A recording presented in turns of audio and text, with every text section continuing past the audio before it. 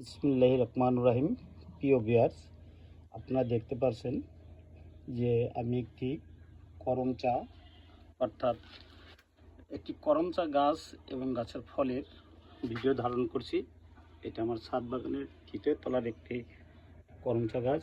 অর্থাৎ এই গাছের যে করমচাগুলো হয় সবগুলো কলম ছোট, কোনো করমচা নাই। যে আপনারা ভিডিওতে দেখতে পাচ্ছেন, একটা না দুইটা না, এরকম অনেকগুলো করমচা যে পেকে রয়েছে।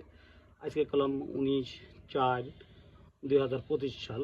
দেখেন এরকমভাবে সারা গাছে আপনি যে অনেক মানে কয়েক হাজার করমচা এক একটা গাছে আমার ধরে। আমি সারা বছরই কলম এই একটা করমচা গাছ থেকেই করমচা সংগ্রহ করে থাকি এবং খেয়ে থাকি। বিশেষ করে আমার এই করমচা খুবই প্রিয়।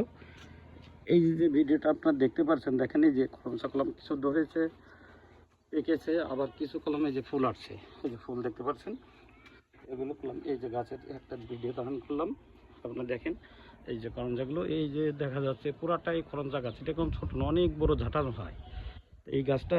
এবং দেশি গাছ করমচা এবং এই করমচার ভিতরে শুধু পার্থক্য একটাই, এটা সারা বছর ফল দেয় এবং খেতে খুবই মিষ্টির মতো মিষ্টি, সুমিষ্ট।